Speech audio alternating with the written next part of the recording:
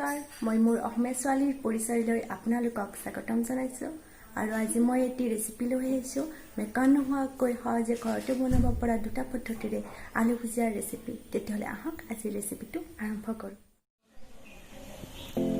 আলু ভুজিয়া বনাবলৈ মই লৈছোঁ এয়া 5টা বইল কৰা আলু। এনেদৰে মই কাটি কিনে বইল কৰিছোঁ।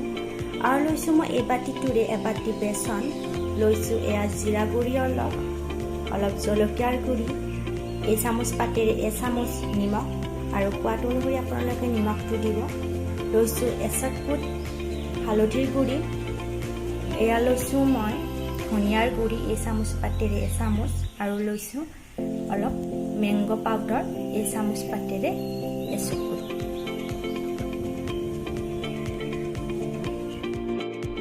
আলুখিনি এনেদৰে মই সানি লৈছোঁ আৰু এতিয়া মই ইয়াত এড কৰিম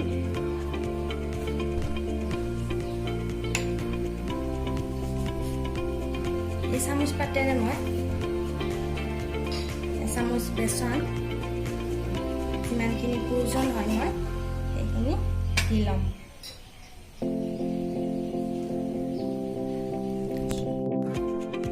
ইয়াত মোৰ বেচন দিয়া হৈ গ'ল আৰু এতিয়া মই এই চামুচ পাতেৰে নিমখ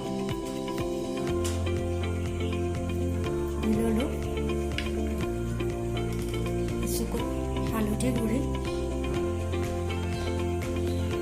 কালাৰটো আহিবৰ বাবে মই অলপ হালধিৰ গুড়ি ইয়াত মই দি লৈছোঁ।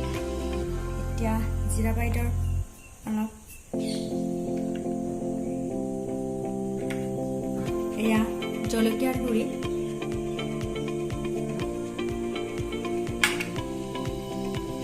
এয়া ধনিয়াৰ গুড়ি আৰু এয়া অলপ মেংগ' পাউডাৰ। এইখিনি মোৰ মছলা ইয়াত দিয়া হৈ গ'ল আৰু এতিয়া মই এইখিনি ভালদৰে সানি ল'ম। এতিয়া মই ইয়াত অলপ ৰিফাইন তেল এনেকৈ সানি দিম। ৰিফাইন তেলখিনি মই এইবাবে দিছোঁ যাতে এই ডোটো অলপ কোমল হয় আৰু তেতিয়া আমাৰ ভুজিয়াবোৰ কোমল হৈ আহিব আৰু মচমচীয়া হ'ব, টান নহয়। সেইবাবে মই ৰিফাইন তেলেৰে এইখিনি অলপ টাইম সানি এখন পাত্ৰ ঢাকোন মাৰি থৈ দিম অলপ টাইমৰ বাবে। এতিয়া মই এখন কেৰাহীত ৰিফাইন তেল দি গৰম হ'বলৈ দিছোঁ আৰু মই এই হাত দুখনত ইয়াৰ আপোনাক দেখুৱাই দিছোঁ অলপ ৰিফাইন তেল সানি লৈছোঁ আৰু মই এইখনতো হেতাখনতো অলপ ৰিফাইন তেল সানি দিছোঁ যাতে ডোটো মই ইয়াত দিয়াৰ লগে লগে পিছলি অলপ যোৱাত সুবিধা পায়। এই হেতাখনত এই ডোটো এনেদৰে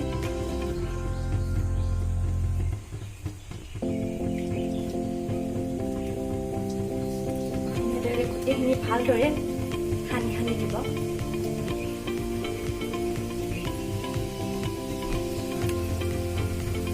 অলপ হেতাখনত ডাঙৰ ডাঙৰ ফুটা হ'লে বেছি ভাল হয়, মোৰখনত অলপ সৰু সৰু ফুটা, সেইবাবে অলপ লাহে লাহে কৰিকে পৰিছে। এনেদৰে দি থাকিব গোটেইখিনি মিশ্ৰণ।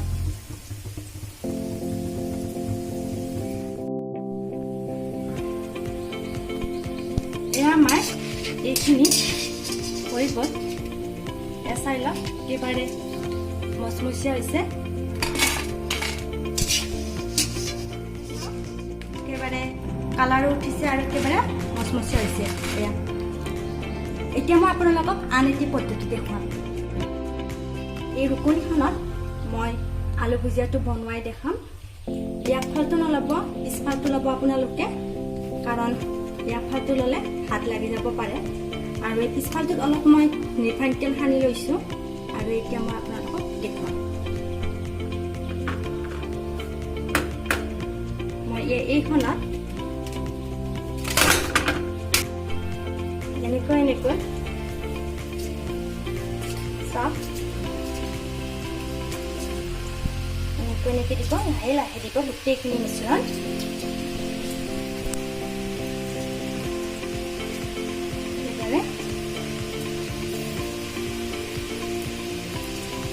একেবাৰে লাহে লাহে এই মিশ্ৰণটো দি যাব গোটেইখিনি।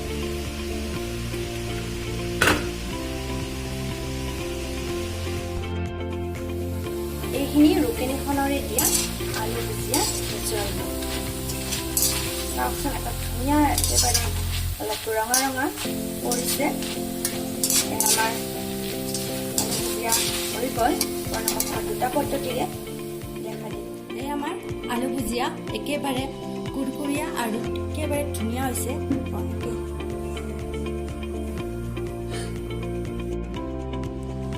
এয়া মই বেংগলী মছলা চাহ বনাবলৈ এবাটিটোৰে এবাটি গাখীৰ লৈছোঁ আৰু এয়া লৈছোঁ মই ইলাচি কেইটামান, 4টা লং আৰু এয়া আদা। মই ইয়াত 3 কাপ চাহ বনাম, সেইবাবে মই ইয়াত 4টা লং লৈছোঁ। আপোনালোকে যিমান কাপ বনাব সিমান অনুসৰি লং ল'ব। আৰু লৈছোঁ মই এই বাটিটোৰে চেনি 3 চামুচ আৰু লৈছোঁ মই এয়া চাহপাত। এতিয়া মই পাত্ৰ এটাত 1 কাপ এই কাপটোৰে পানী দিলোঁ আৰু এই বাটিটোত থকা গাখীৰখিনি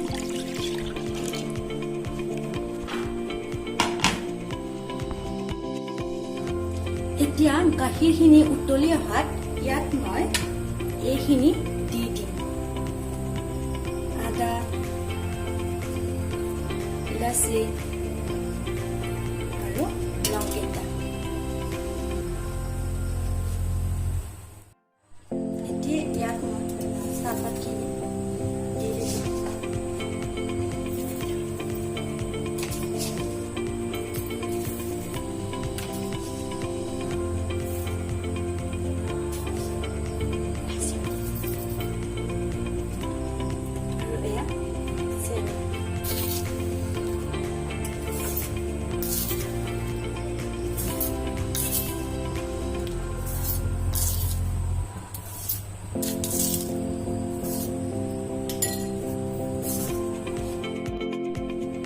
এয়া আমাৰ বেংগলী মছলা চাই হৈ গ'ল।